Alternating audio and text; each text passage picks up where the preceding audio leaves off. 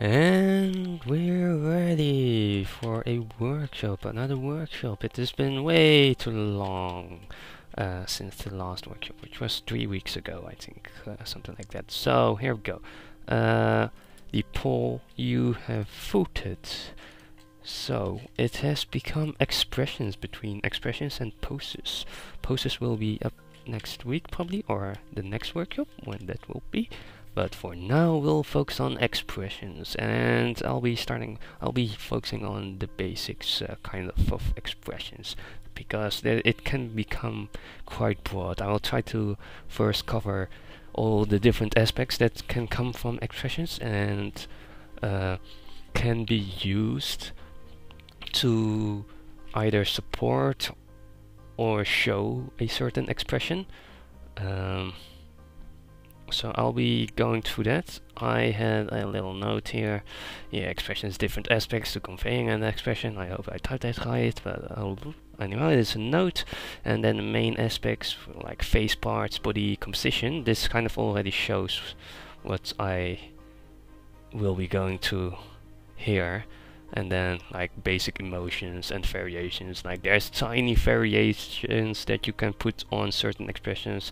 Like there's the basic ones from happy and sad and angry, and then you can take either any of those and create variations on them. Like if you take angry, you can make someone who's raging, or someone who's just slightly annoyed, things like that. So slight variations on those kind of things. So it can be quite expressions can be quite big and strong emotions, but also very small, subtle things in like the eyebrow. Maybe the eyebrow is slightly different, or maybe the teeth are showing, or maybe some muscles are tense on the nose a bit more than otherwise. That might make the expression a bit more stronger, things like that.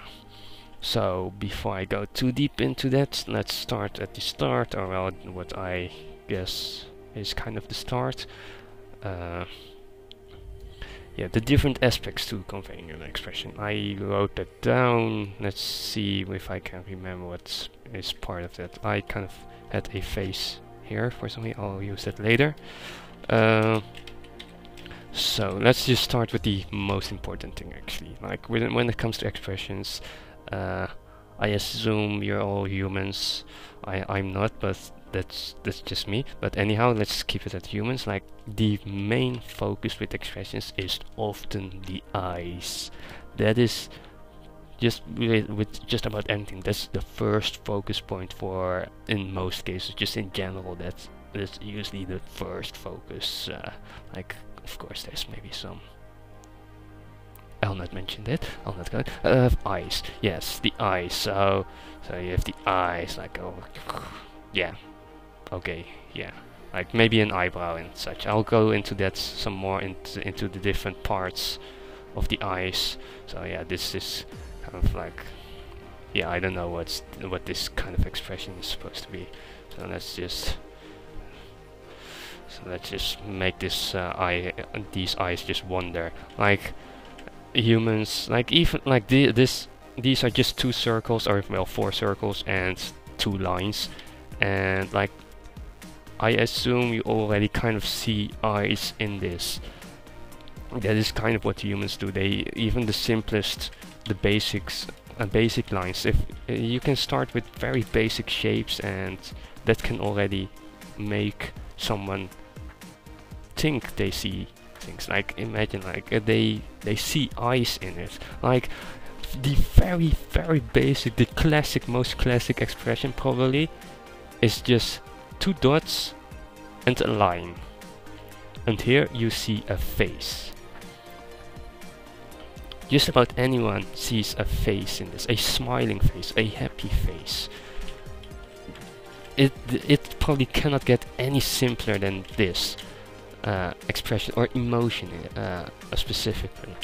Now it's a sad face. I just turned this around. This is something like smiling is something that is not taught. it comes by nature. Even laughing, like smiling and laughing, comes by nature.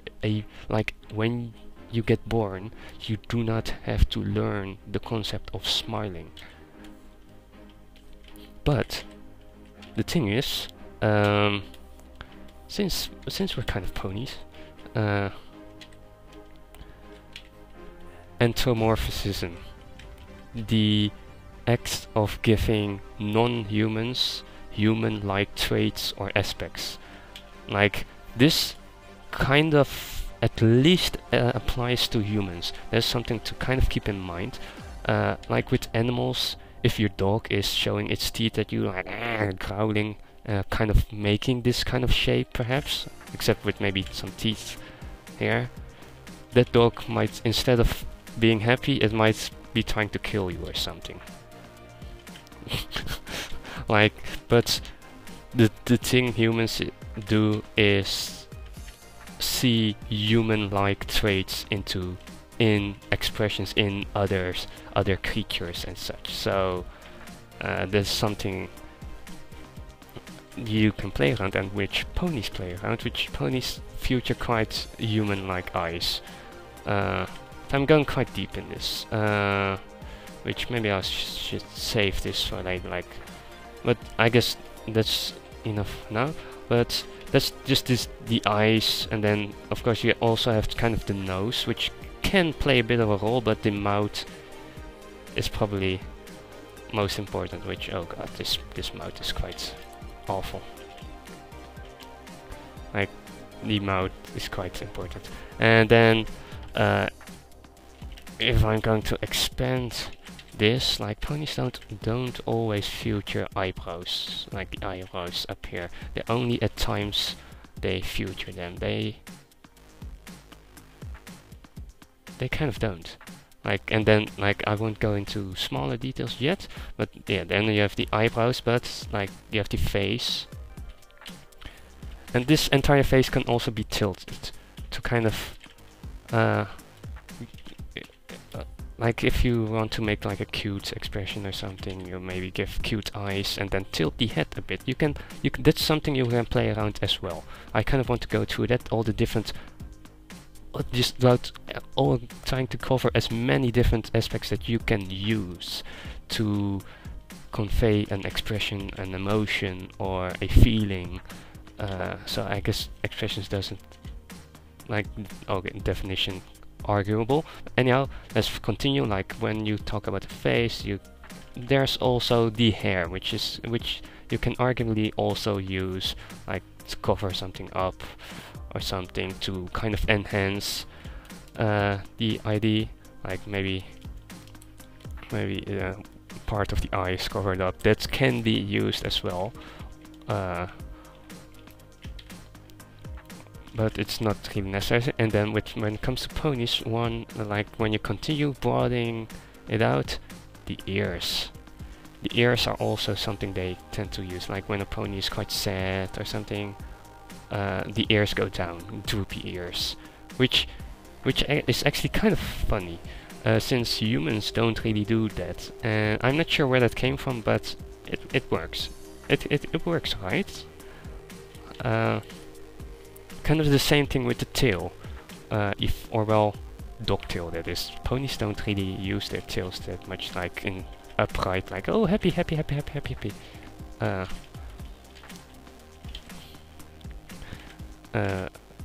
So yeah, nose.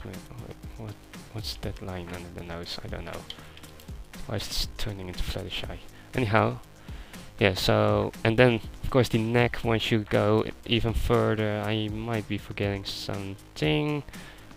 Oh well, like sometimes you can also use the cheeks for an expression like just about every different part you might be able to use. I don't really know all the uses there are for every different part, and some parts are less useful than others. Like it already suffices to just focus on the most important parts, which are usually the eyes and the mouth. If you got those, it's usually already quite strong. and then all the others are usually just an additive. Then like the neck, and then of course follows the body. The body itself doesn't always do something, but then comes the legs. You can use the legs to kind of give off a pose, like if you put them together, kind of a shy pose.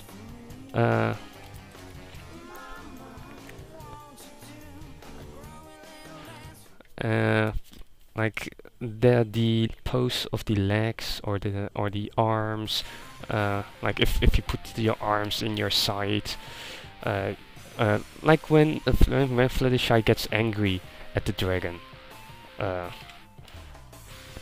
like she puts her hoofs in her side.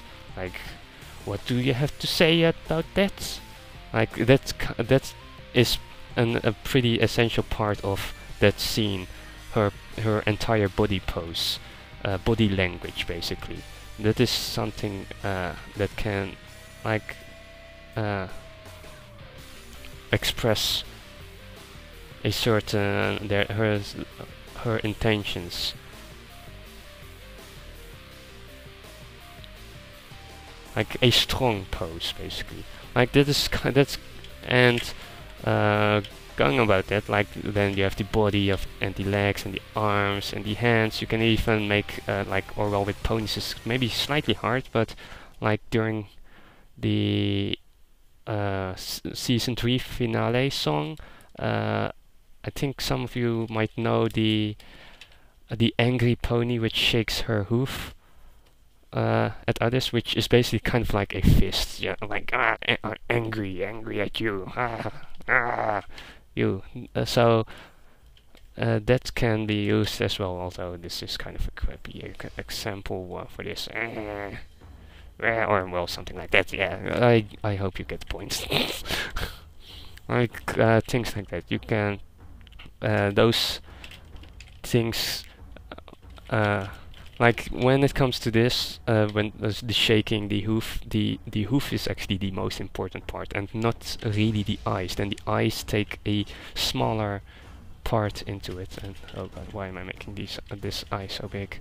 Oh well, like ooh, cute. That's that's something I can also go to, like composition, kind of, and proportions slightly. Like big eyes usually involve cuteness. But let's first do composition, since that comes after body here. So yeah, I think most of you are kind of familiar with superhero poses. I assume kind of like, but basically like Superman, which kind of involves this as well, in the side arms, like, and with the spread legs, basically. And usually the camera comes from down, like you look up against the person, and that makes the other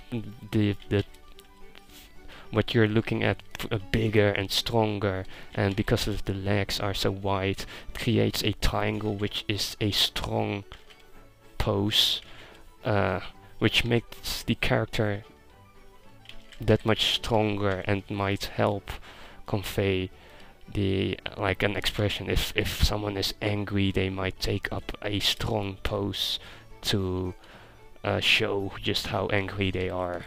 Like, I am so angry, I put all my strength in my anger. You will suffer, or something. I don't know what your intentions are. But this can also be like this pose can also be like happy.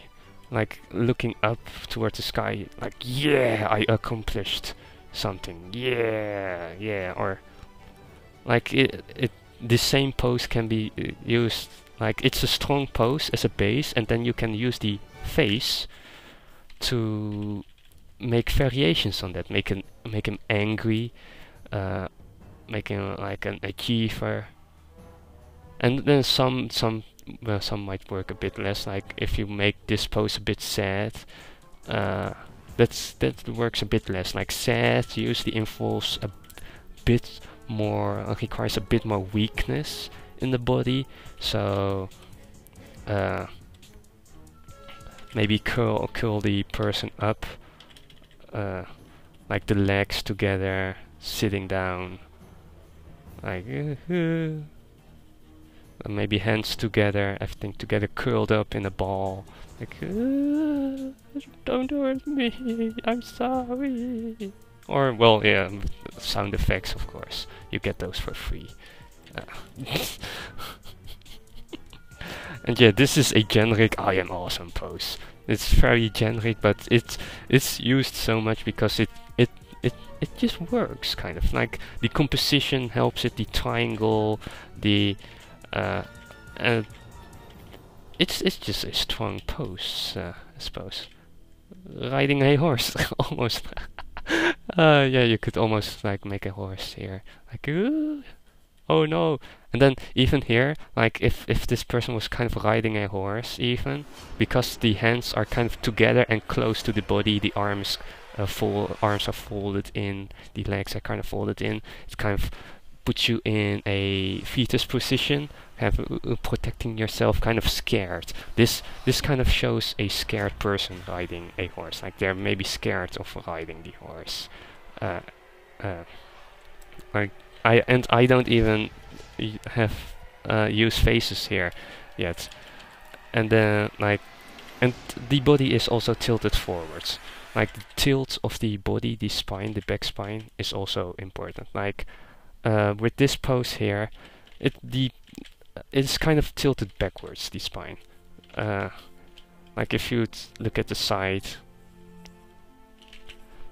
head up high,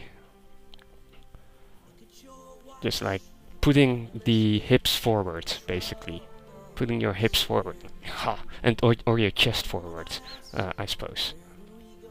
Like ha, I put my chest forward. I am strong. I am great. That kind of thing. And if you kind of put your waist backwards, kind of hunched forward, it kind of makes you a bit weaker, kind of like the evil doctor. Like it can also make you evil. It might not even. You can also use it for evil, for the dark side. Like I'm planning my plans to take over the world, or something. Yes. Or this could also be seen as begging. So there's a lot you can do with the body pose and such to kind of express the character, make the character express itself. Like, and with the riding the horse, sitting back, like just think about the white knight on the white horse, or the knight on the white horse. They usually sit back, chest forward, like oh, I'm so great. Just look at Prince Blueblood. Like head up high, chin up high, head tilted backwards, body tilted backwards, or chest put forward, like and eyes closed perhaps, like how do you call that? Like I'm too good for you attitude, kind of thing.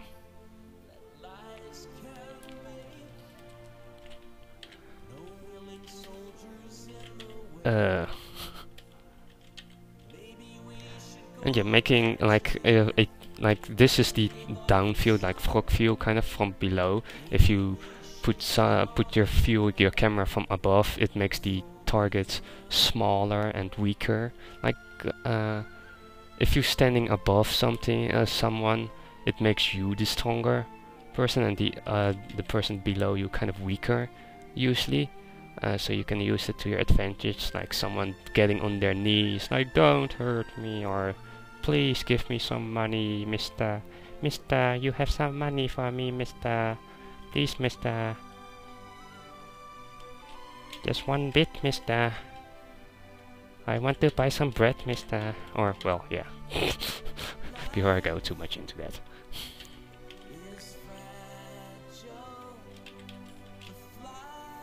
And yeah, like with this pose, you can also just, if you keep the entire body the same but tilt the head differently, like downwards, like looking down upon someone who's like crawling here on the ground, like oh, that make that looking down upon someone thing. So yeah, there's a lot you can do with body poses, and this is mainly humans. Like with ponies, they're like I guess I'm going through this because I'm more familiar with body poses for humans. Or well, with ponies, it's kind of different since that's something like with the face. The ponies have been given human-like characteristics in the face, but with the body, it's kind of harder to give ponies that human characteristics. Like the pose that Fluttershy made was kind of the almost the furthest they went with human body poses. With the almost standing up straight, but that's also because her wings are aiding her, and that is something that does involve pony a bit more, like the wings. Like talking about Pegasi, you can use the wings. That's something you can if you look at Fluttershy, like or well the difference between Rainbow Dash. Rainbow Dash usually has her wings like up high, like standing straight, standing tall. Kind of thing. And if you like in some episodes like where Fluttershy kind of cowers for the dragon, again same episode as that one, that kind of shows how much they kind of played around with Fluttershy's expressions and stance in that entire Dragonshy episode, which kind of floats around in my mind right as of now, kind of obscures the other episodes that might be useful. But yeah, when Fluttershy becomes scared, like when she tries to fly and then the dragon shouts, then her wings fold inwards, and she becomes tiny and makes a goat sound or something, I think was, or something.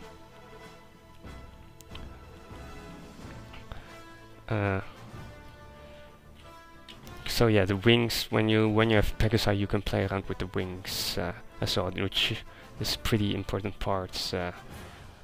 Which is a useful part because you are lacking certain human characteristics. When it comes to ponies, the wings come in pretty useful when it comes to Pegasi. So with the other ponies, it's kind of slightly harder to do. Of course, well, they don't have wings. It's kind of hard to play around with the wings if you don't have wings, which I guess makes sense. But yeah, like kind of what I already said, like but yeah, with humans, what I said about the face having human characteristics, like the human characteristics are the things you kind of relate to, and if a pony has like a pony body, it's harder for humans to relate to pony bodies as opposed to human bodies. So there already are quite a few hints at human characteristics in the pony limbs and such, like the hoofs kind of are used as hands at times, like curling up with the angry pony, shaking her hoof at the other, which I went through already. So that kind of all might also explain the reason why they went with such big eyes in the pony, because they are lacking a bit in body language, human-like body language. The face becomes more and more important to or has to support more and more of it.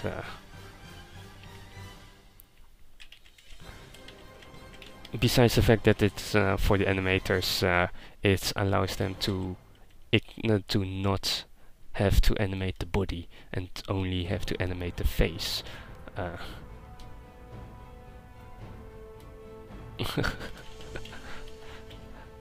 For all ages.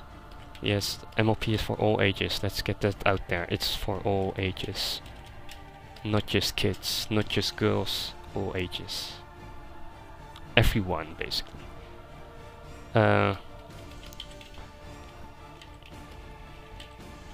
Anyhow, faces.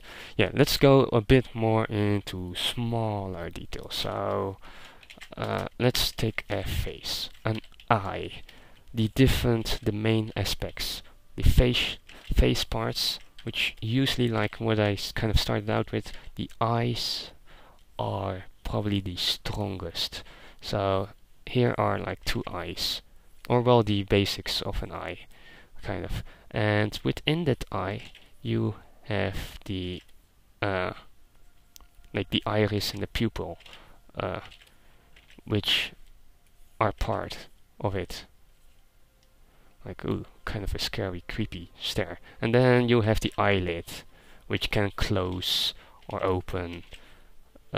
So that's a different part of it as well. And sometimes you also have the lower part, which is usually a muscle or something, kind of, which they sometimes also use when needed. So that is also there. And then when they also need it, like something that's like the eyebrows. The eyebrows are not always there, so that's also kind of part of the eye. So that also already gives the eye, like this, the main eye, the pupil, the eyelids, the eyebrows, and the lower part, the lower eyelid, I suppose, or the muscles around the eye. That's all different aspects that can be used for the eyes. So that gives a lot of things to play around with when it comes to just the eyes already.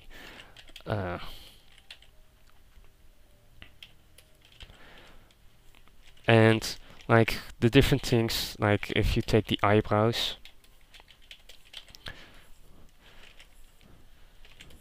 you can the eyebrows you can play around with, like tilting them in. That's a classic, like angry, I am angry, or flipping them around, which makes the pony kind of sad. So that is just the eyebrows.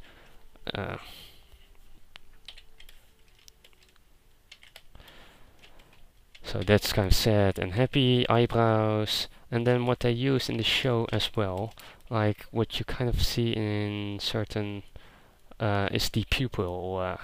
Like if it's small, it's like usually like they're scared of something, or something scared them. That kind of thing. Like they vary the size of the pupil as well, which is kind of, when it comes to humans, it's usually only the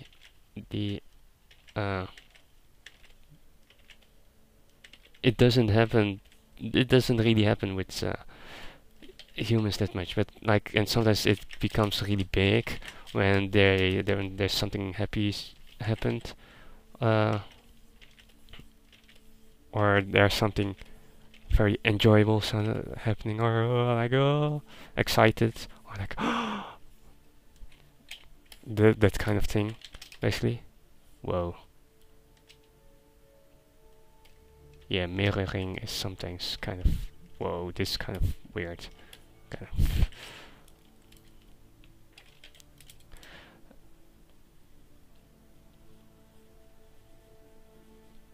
Yeah, yeah, yeah. That basically, like the size of the iris and the pupil and those things.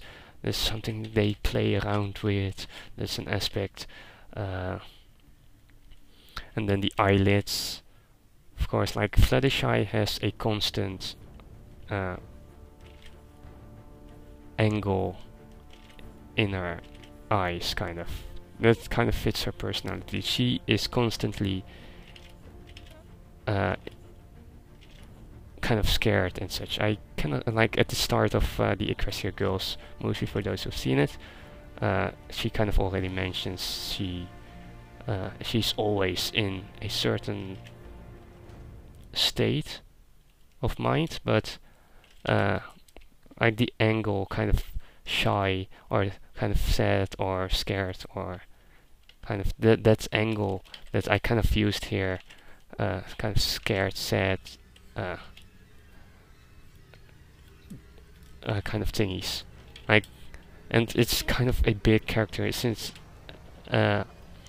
it's become such a big characteristic of Fluttershy when it comes to this. And then the nose, of course. Let's put a little nose here.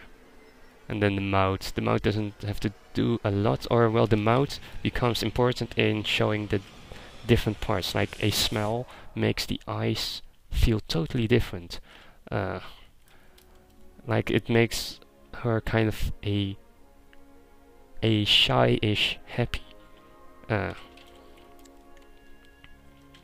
But if you do it like this, she becomes scared.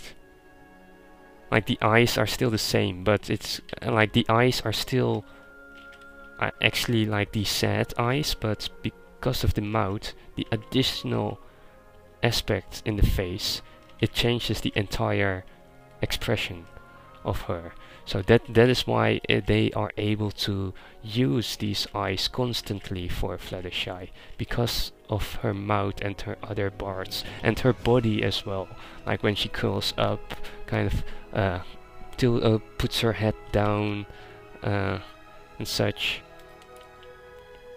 Those kind of things. So indeed, it's just that mouth, and then we give some tears or something to, like, this is something you, like, I didn't really go into. Like, if you really want to put it all out, you can go into different kind of details, like bring out tears.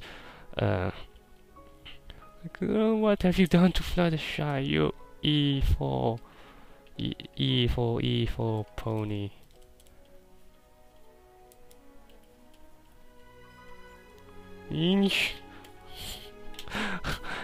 And now, yeah, that is something you can also like play around with, where if you want to give it that extra oomph.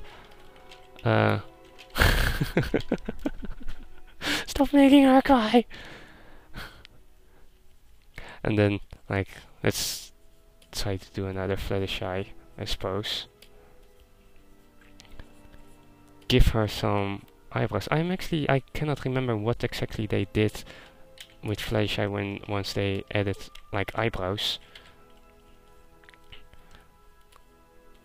Like if the angle of, I cannot remember if the angle of the eyelids was still there, or I think they actually moved it away.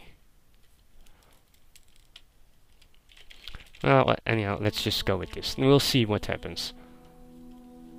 Make her angry, like here. And usually, like, to enhance the eyebrows, I usually put this little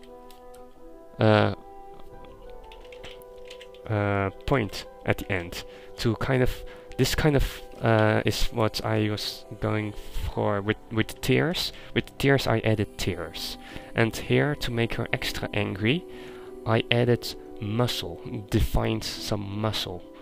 I'm not sure how much they used it in the show. They only at times they use the muscle, like the scrunchy face, the Applejack liar face, classic one, AJ.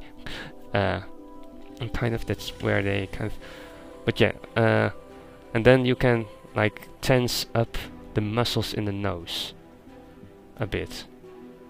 And what I kind of noticed myself is, when someone is really angry or enraged, the muscles kind of form an X in the face.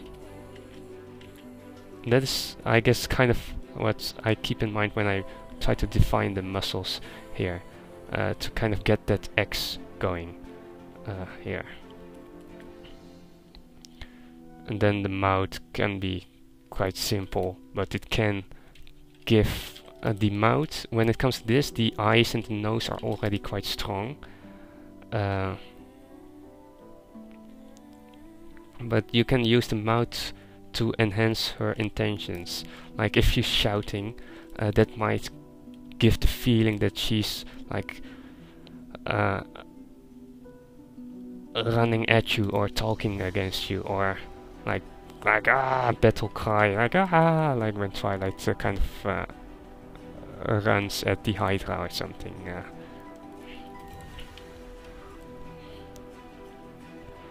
Or you can like tilt the mouth. That gives the tilt kind of gives a more static stance to her in this case. Like she's kind of disapproving or something, or for lack of better words, I don't know. Or just evil, giving it a smell. A smell in combination with angry eyes is kind of like an evil smell. Kind of that kind of thing. So with this you kind of combine two different expressions to create something new. Using the smell from like, which is usually happy, combine it with the angry eyes, and then you get like evil shy.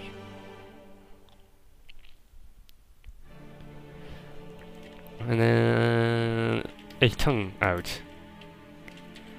Then it becomes a bit more like a bully, I suppose, like or a teasing. I mean.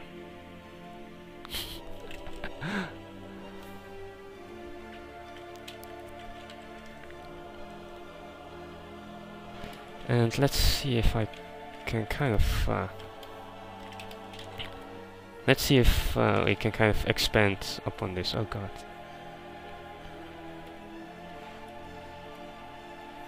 So she kind of has like her mane here, I suppose. Let's see if I can give her the droopy eyes. Or the ears, I mean. Droopy ears with these angry eyes. Sorry. Yeah, let's see what happens when I do that.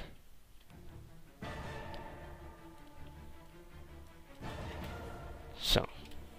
And then the happy ears, or the upright standing ears. Whoa. Wait, how do I ear? How do I make ears again? Wait, what? Anyhow, yeah, kind of like that.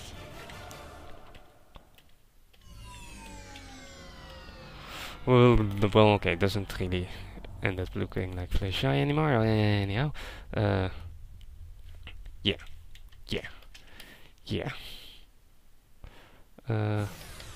Where's this post? Like, and then let's see. Something. Let's see what happens when I apply the lower, like up the lower part of her eyes a bit more. That might strengthen this pose actually as well. This kind of creates a bit more of that X shape on the eyes itself that I was talking about earlier. Like pulling her, like puffing up perhaps a bit.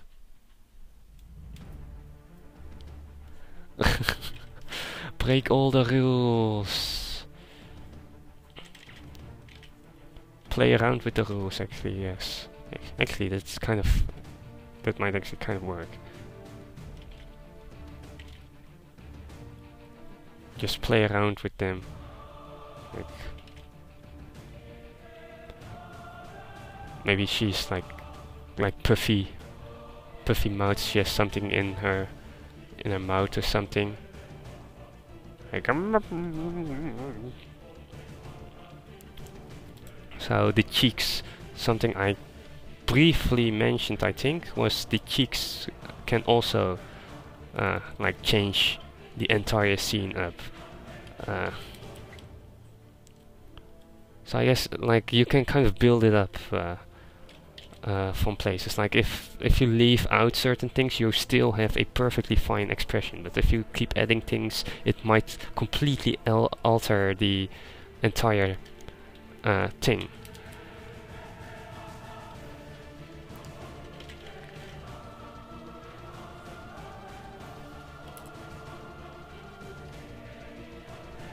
She's like the angry wolf blowing away the little piggies that's just sitting there in her backyard, just not behaving themselves. Like, you piggies! I'm going to make bacon out of you. Well, probably not, but anyhow.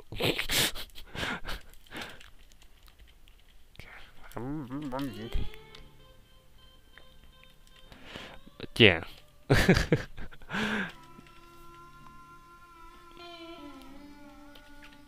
Let's see if I can make like these are all angry faces. Let's see if I can make a bit of a cute-ish using the pupil size, or the eye size, kind of, along with maybe some making a bit sad, like you want to take care of Fluttershy, which I suppose many of you already do want to do.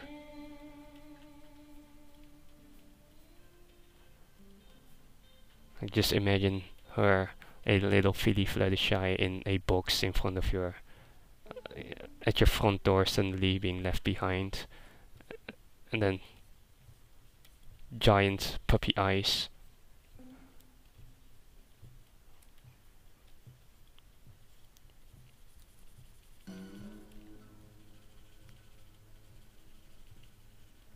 Just like that, or something. Maybe makes, yeah, that's also something. The highlights in the eyes. Usually, it's kind of like a rule of thumb is the more highlights, the cuter something is. So if someone's sad or something, they might add a lot of highlights, kind of. I personally don't know the rule of thumb of the position of them, but kind of play around. Usually what I do, like my approach with highlights in general, is just to kind of think about the shape of the eye and where the light source is, and how that affects a sphere, like a circle. If the light comes kind of from here, from from here, the shadow is here, kind of like the highlight would be somewhere here, I suppose.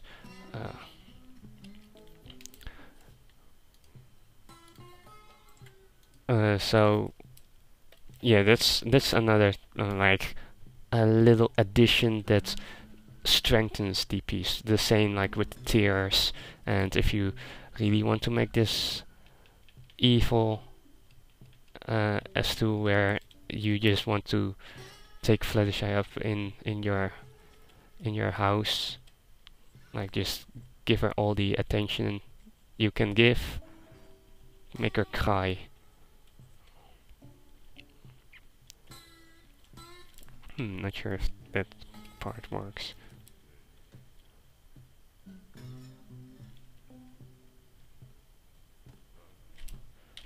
But yeah, you can like really enhance it. And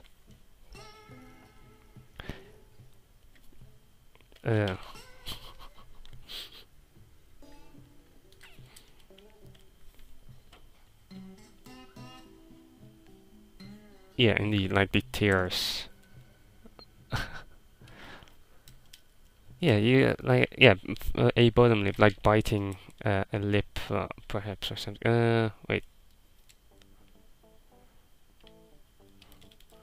Wait, how do you kind of do that simple?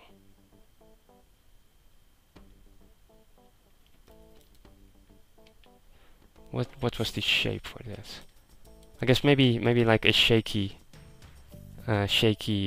lip, to kind of enhance the tears, perhaps like a wobbly lip line. And let's make this even more sad, so adding the ears. Oh god, it's not exactly looking like pony.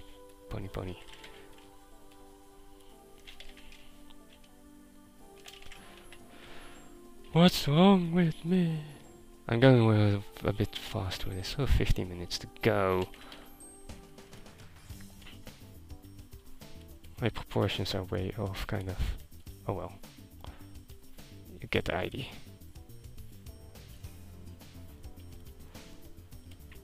I hope. Maybe give her bigger ears. Like, that's also something too. Like the proportions, I kind of briefly mentioned as well. That's something you can also play around with. Like, if you look at humans, what humans kind of consider the weakest proportions are baby proportions. So a giant head, tiny body. That's kind of what chibis are like, usually considered cute.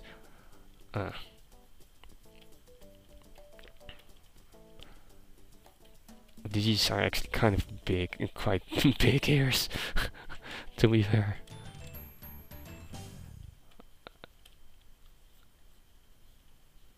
Basically, like chibi bones, like the big futures, kind of, I suppose, kind of hints back to like baby proportions thingy, like weak little babies.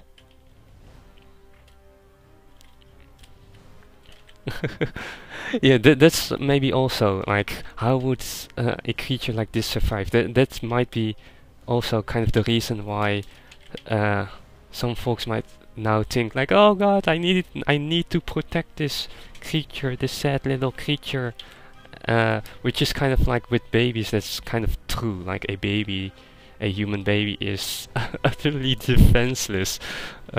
So humans kind of are required to protect babies already by nature.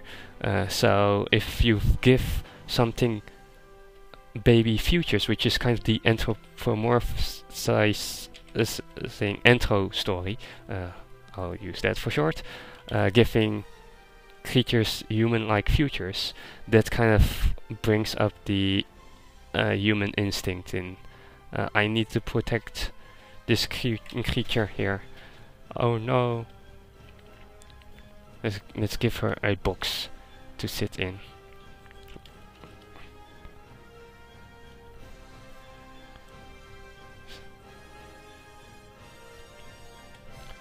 It's like that, something. And then maybe like an arrow here. And fragile thingy or whatever. Like, oh! And then suddenly it's Applejack.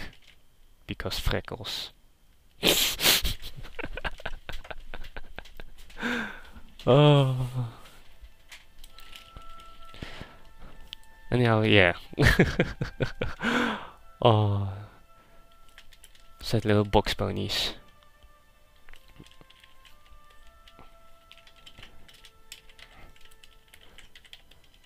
And then there's then Blue Blood comes by, just with his fabulous mane, just eyes closed, like Usually when like Blue Blood, in Blue Blood's case, it's usually kind of I suppose kind of with an angry eyebrow to kind of show his attitude. To show and then if you leave out the eyebrow and kind of make like a happy a bit of a happier eyebrow thingy, that kind of removes the entire arrogance part and makes it more of a status, like of course it's a certain arrogance, but a bit less what you call it, like intrusive, like, or obnoxious, a bit more like kind of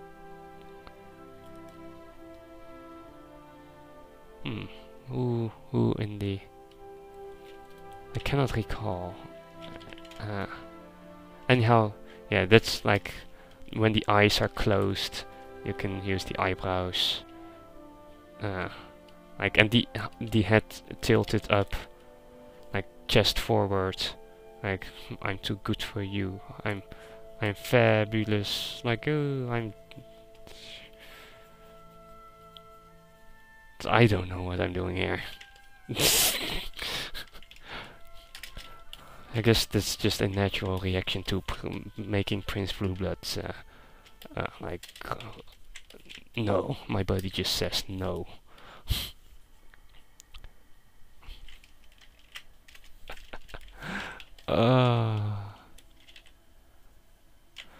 Multi-expressional. Wait, what exactly do you mean with it?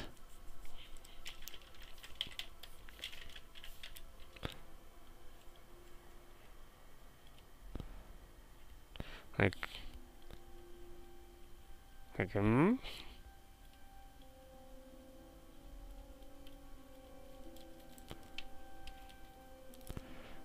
Also, yes, something I didn't go to is the direction some pony is looking at can also tell a story.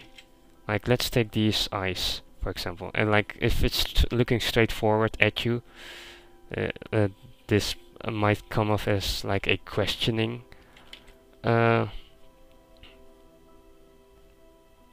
face, like, wait, what?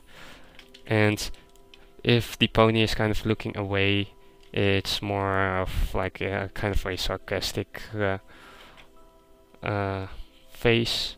Like, fine.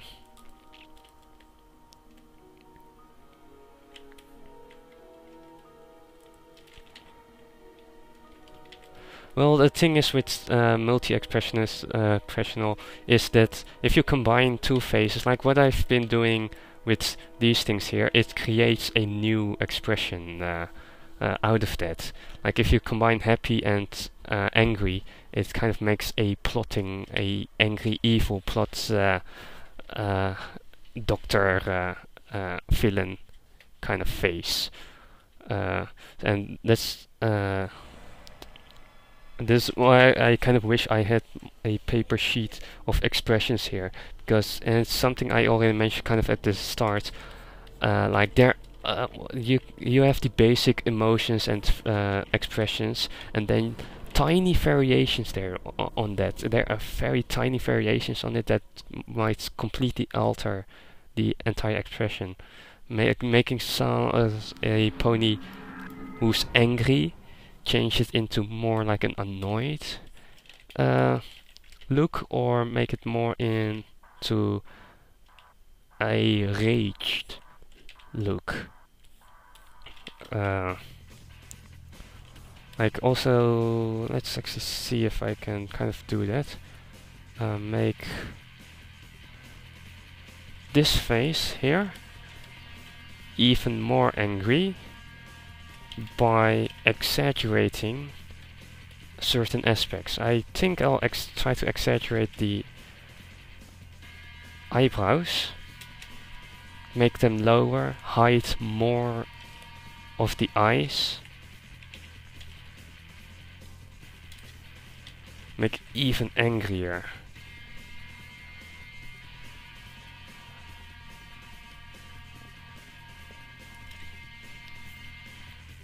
A dragon foot.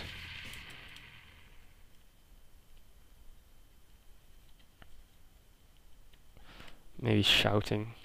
Like, ah! And then that's also, oh, I didn't went into that, like how when the eyes have the eyebrows and the pupils and everything to kind of change the eyes up, and kind of the nose area as well slightly. And then for the mouth, there's also different parts. Like you have two jaws. That's kind of important to kind of remember. And you don't always see the teeth, but like whereas the eyebrows are part of the eyes, the teeth are kind of part of the mouth, which can kind of change the entire attitude, as well as the tongue. That's kind of like the mouth also has those different parts you can play around with, like showing their teeth or even their gums. Although with ponies and cartoon style, that doesn't often happen, showing the gums, I think. but it is something you can look like. The more you show the the more it kind of changes the attitude. Like shouting like ah, rage. And then with this kind of creates an X as well, since if the mouth is open, that's something that's more of an anatomical lesson, I suppose, which I'll probably not be covering a lot here.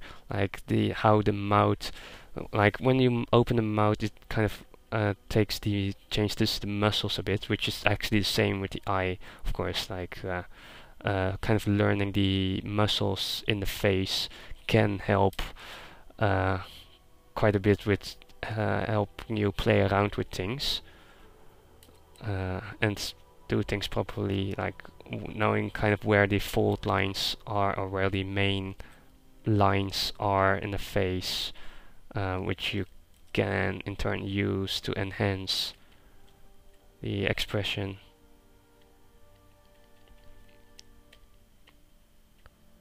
That you want to create.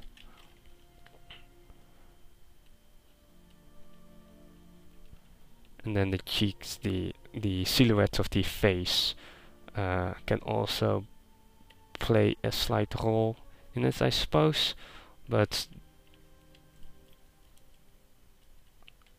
I've not really looked too much into that part. This eye here is slightly weird. But yeah, so a face like kind of like angry, like more lines. This is something that I do have to sometimes watch out with. The more lines you add in a face, the older it tends to get. The older the character kind of looks. Like wrinkles, it basically adds wrinkles. The more wrinkles, the older. And the less feminine it looks, kind of like a very smooth face is usually kind of considered quite feminine, suppose. I wish it wasn't really that case, but it's just something a stereotype, sometimes stereotypes and such. Like, and also like this entire shape pony, it doesn't really look like a pony that much anymore.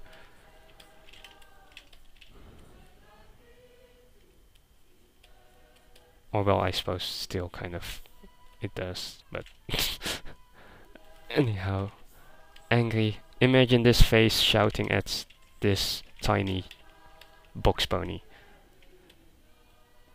Ah! Lunch. Wait, what? No. Ah. That's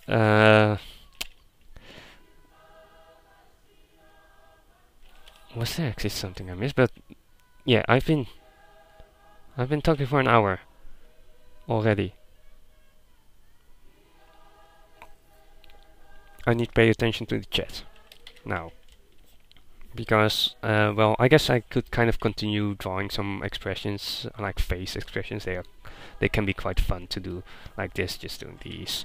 And although something I have not really explored here yet, which I might do in these next minutes, well, I open up for Q&A.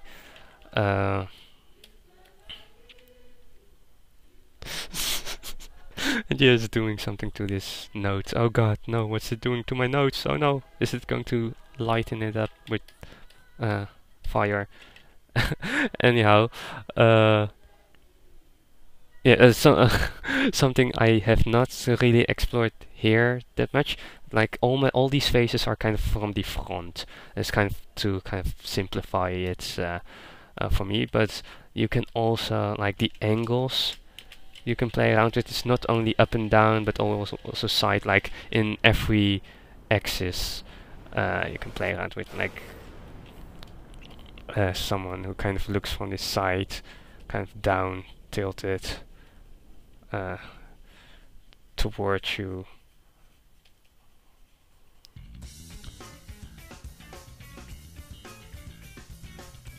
Something, or okay, this is not really working out.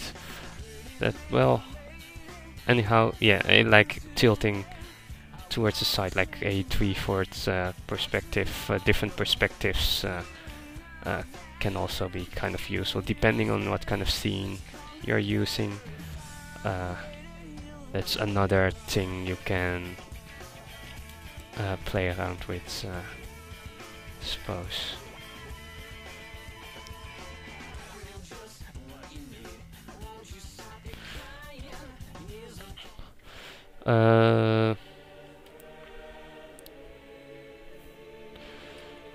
So yeah, are there any questions kind of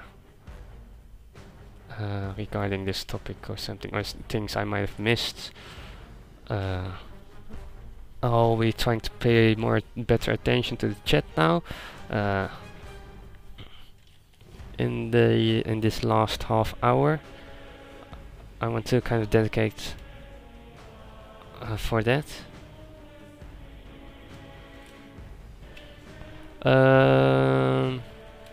If there are, like, well, you get your questions ready. Let's do an overview. Yeah, I did that.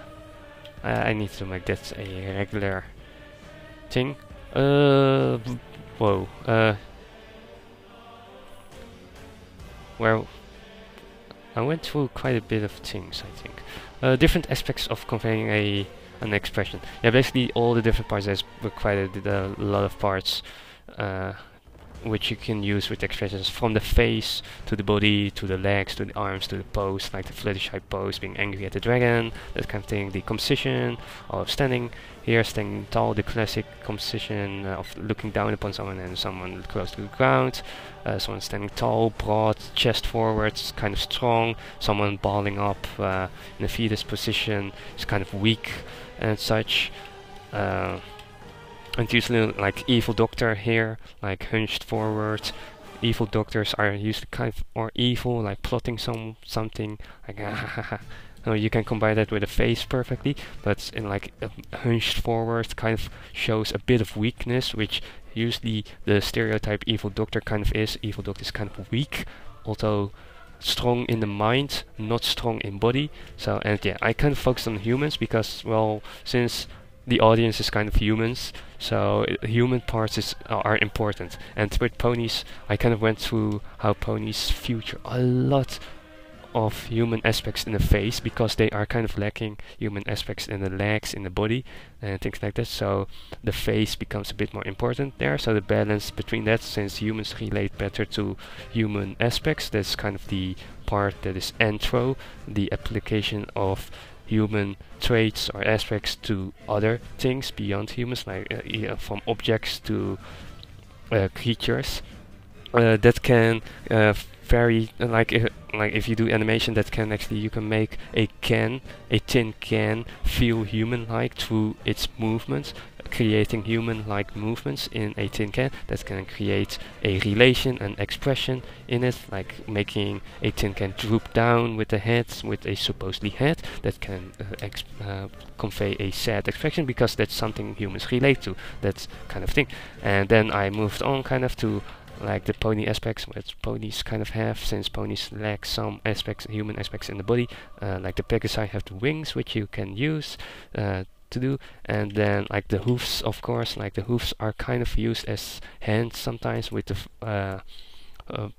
balling the making a fist movement towards some pony. That's something that humans kind of recognize as, I'm angry at you, what do you do, angry, kind of like in the song from the season 3 finale. And then like I moved on to the eyes, the smaller parts, the main aspects kind of being the face, and then in the face you have the eyes, and the eyes have the irises, the pupils, the eyelids, the eyebrows, the lower part of the eyes, the muscles kind of involving the eyebrows and such, because well, you cannot really move your eyebrows without your muscles. You need your muscles for that. And then kind of going with Fluttershy, kind of went there. How Fluttershy has the kind of sad view at all times, but then the mouth changes the entire thing. Like if you add something new, it can change the entire expression of the entire character, which is something you can play around with. Some things that you add might not change it, but others might. And then kind of went over the different aspects, like the eyebrows, tilting it, of course, the eyes, making the eyes larger, smaller. Larger usually involves cute, and here the angry face, the different aspects, combining things like making the X and such, and the mouth, how the mouth can change the entire face that much more. Making sad, like adding different things like the tears, like the muscle aspects, maybe a tongue here, fat little cheeks, and here the ears, of course, which is something that's not something that humans do, but that's kind of animals kind of do, which humans kind of seem to relate to for some reason. Well, humans don't really droop their ears down. Human ears are quite static in general. I suppose some can move it, but yeah, that's something you can play around with. And the hair, of course, I didn't go that much into the hair, but the hair can change the feeling of a piece a bit, like Pink Mina example kind of thing.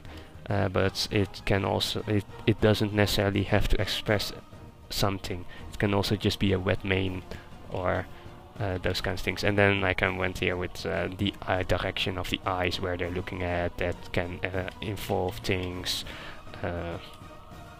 And making an angry face even angrier by exaggerating different parts, making the angle of the eyes, like just exaggerating everything, open mouth, showing the teeth, that kind of thing, like rage, instead of just kind of annoyed or angry or plotting some evil plan there.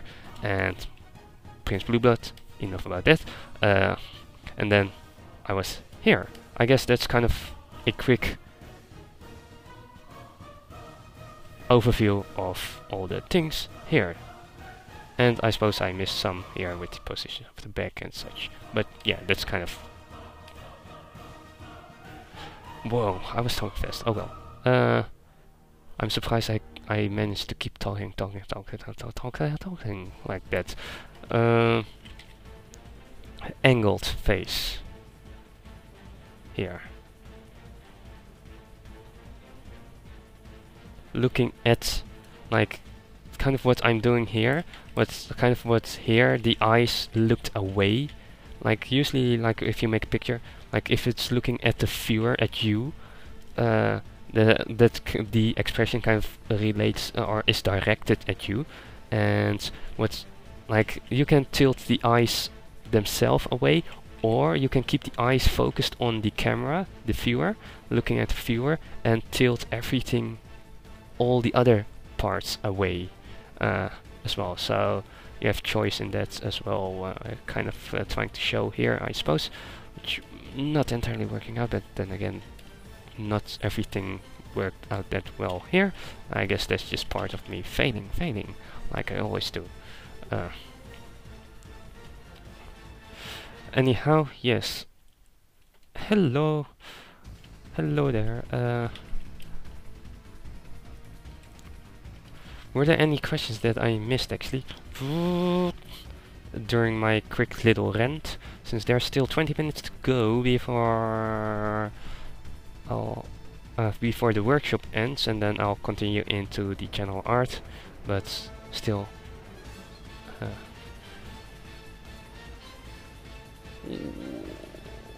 is there something? Did I miss something?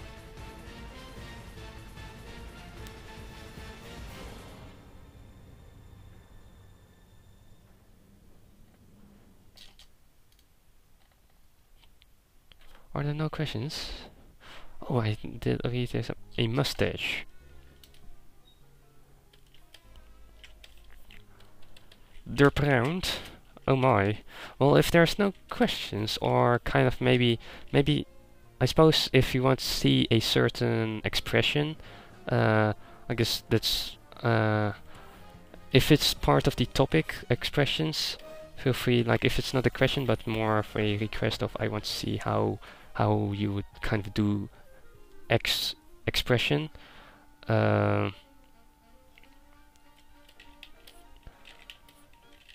Suppose it works.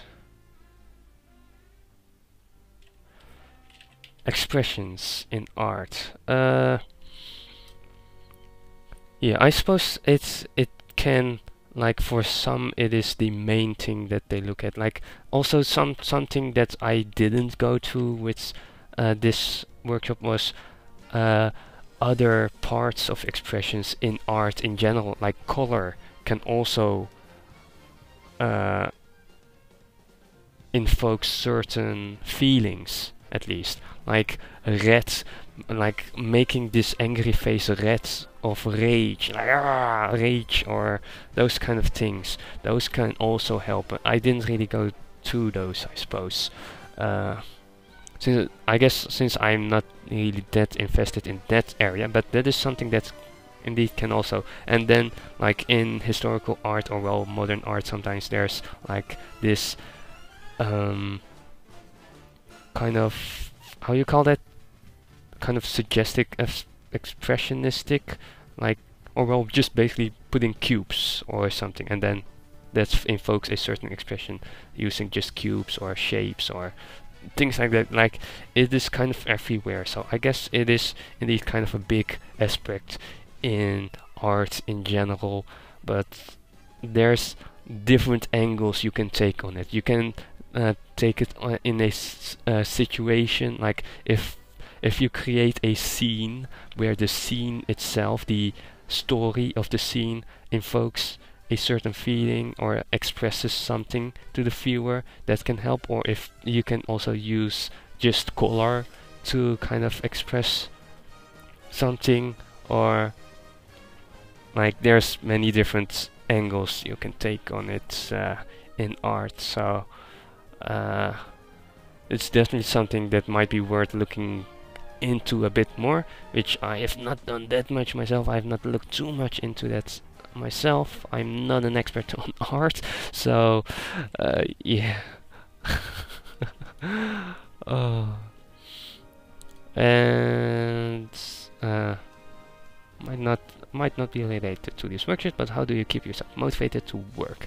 I suppose I can kind of try to answer that. It's kind of a hard question, I suppose, since it kind of differs per person. How it can get you motivated, like per person it differs. For some persons it motivates to look at other person's work, like, oh, I want to make that as well. But for others it can actually be demotivating, like, oh, I'll never be able to do that.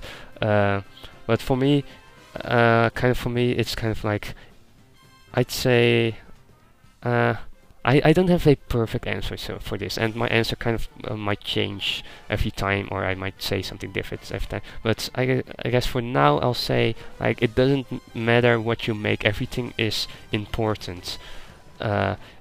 If you put something down, you've put something down. That is what matters. You've done something. You've invested time in art, and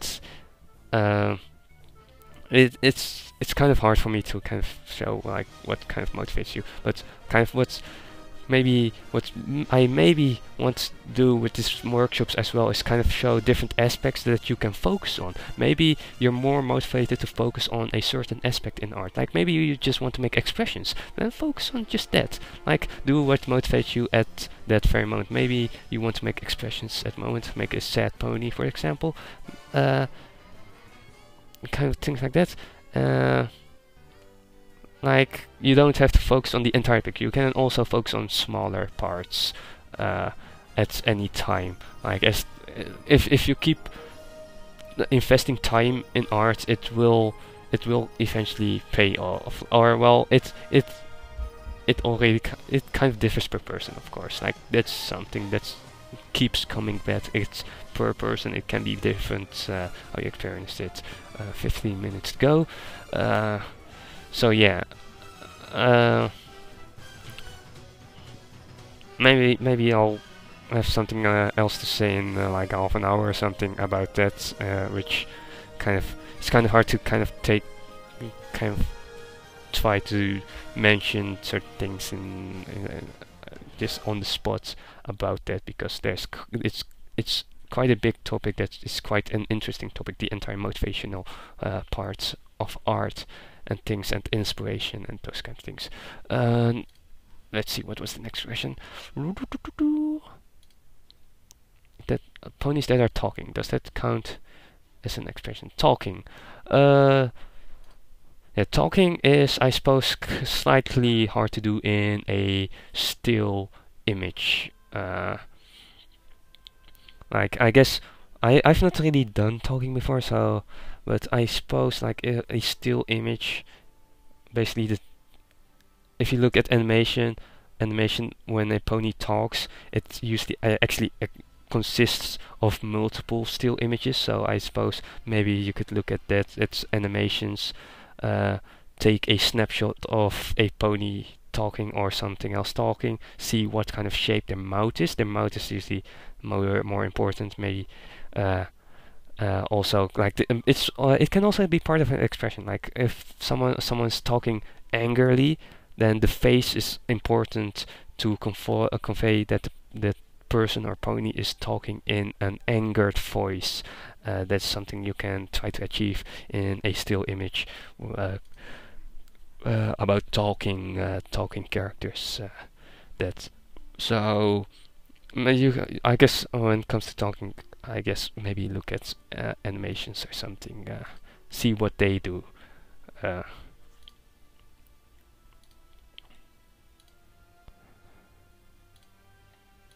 And sometimes also, like when we're talking, maybe just a shout. Maybe that already works. Like kind of what I did here, like "Hey you," or something like that. Like comics. Maybe comics. Comics can also maybe be an inspirational source or something to learn from. Oops. Let's see, where was I?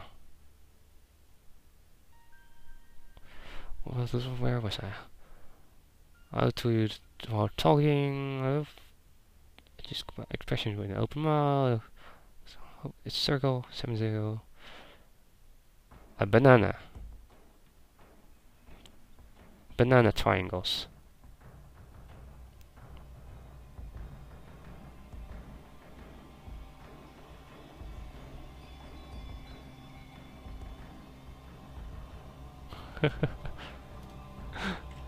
Yeah, basically animations are quite a nice source of mouths talking.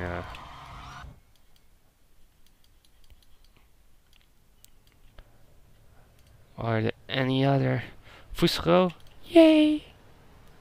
Yay! 12 minutes to go! Or, well, round it up 10 minutes, I suppose, or round it down. Wait, what? Is it down or up? Yeah, that. Excuse me, take a sip. Sarcastic expression. Like kind of this one here.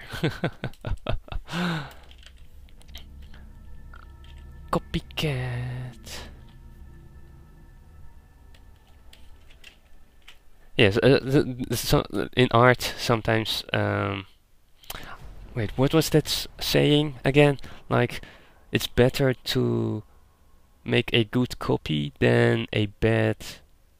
To create a bad ID, or wait, what was it? Something like that. Copy good rather than create something bad thing. God, I always forget that saying. But yeah, basically also, like, nothing is original, everything exists. Especially with expressions, I suppose. Like, expressions, the fundamentals of expressions is the human itself. Like, what does a human see? What does a human relate to? In terms of expressions, like the bodies, the colors, the eyes, the angles, the looks, the shyness, and even like we've even gone beyond that. So like with the with the highlights in the eyes and the droopy ears for some reason. Well, we don't, like humans don't have droopy ears themselves. And somehow it kind of relates to kind of a sad thing. Well, the same with the wings. Like, we don't have wings, but how, like, things like that.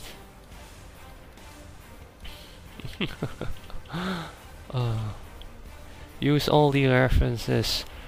Funny enough, I personally although I don't recommend doing this yourself, but what something I do myself is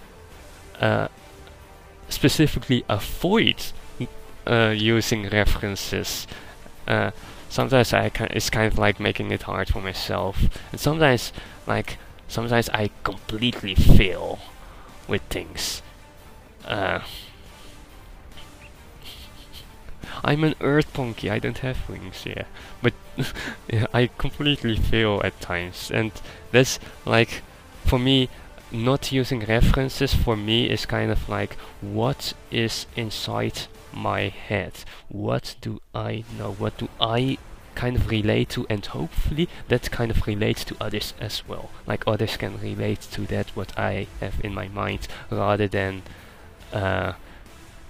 blindly copying something. Wait, what? I have a brain? Impossible!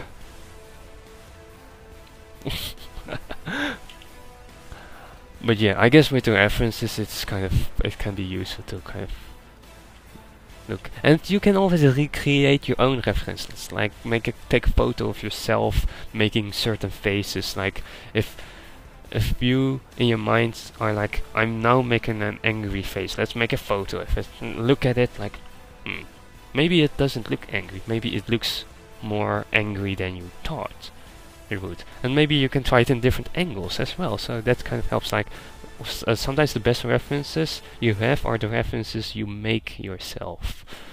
I have no face, so I cannot show you my expressions, my facial expressions.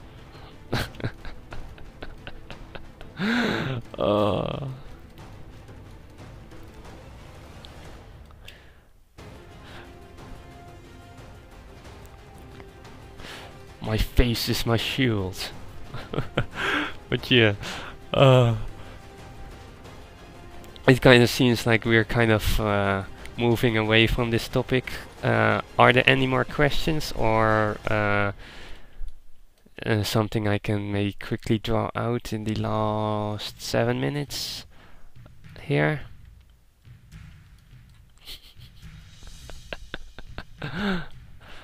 Never!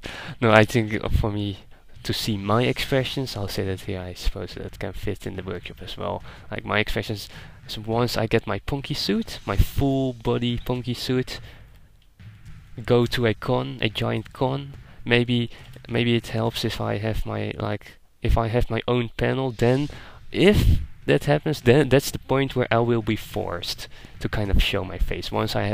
If I ever get my own panel, which I don't really expect to happen anytime. Like, okay, I'm done with the panel. At the end of the panel, the surprise will be my face. It's kind of a thing like that, I suppose. But other than that, maybe if, like, panel probably doesn't happen. But then probably, like, once I visit a con or something, if the opportunity shows itself for me to do a little fun, special, not so special review of my face, I might just do that. Or maybe I'll do it like a private review for certain persons, confiscate their phones, their any camera or something, and then in a private room lock the door, turn the lights off or something, I don't know, show my face quickly, then they're all like, that's how you look like, oh my god, and then I hide it again and walk away, and then everyone is like, he was green, he was yellow, he was orange, he was AJ. Wait, what? My face is full of AJ. Oh, he really has no face at all. But yeah, 5 minutes to go.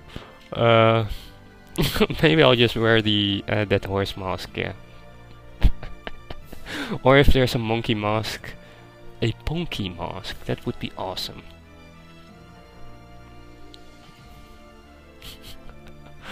But anyhow, yeah. Are there any questions or something regarding this topic, or will I be ending this workshop and then moving on into the next thing on the schedule? Except for those that are watching this on YouTube, of course. Like, thank you for watching. Yes. This workshop will be on YouTube. That's the last 1.5 hours. Will be on YouTube, which I've had 2 previous workshops already, which are already on YouTube. It will probably be up on the Sunday, like usually, or well, if you're watching this on YouTube, it will probably be up as you're watching this. Oh, I'm talking in the past, in the future.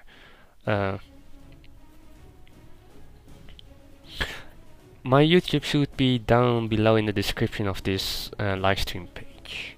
It should be there.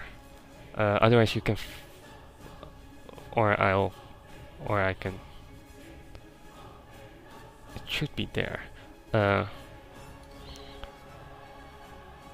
Good. It's. I was kind of doubting myself if it was actually there. Anyhow, yeah. So for now, I guess this is the end of workshop. 3 minutes to go. I'll do my final word. Yes, next week or the next workshop will be about poses. I suppose that's kind of makes sense, since the poll featured expressions and poses, and expressions won with 29 votes and poses with 22. There are some other topics already on the list, but the poses were already pending, so I suppose that's a worthy next topic that will be next time. I think it will just be next week, like next Saturday, which is 24th. I don't think there's anything that will abruptly change that. I'll just go through it. Next week it will be 2 hours. Anyway, I'll have to make that happen. If things change, like just keep an eye on my DeviantArt, which should be down below. There I will be updating things, and if there will be a poll of new topics that things like that will happen on my DeviantArt. That's my main hub.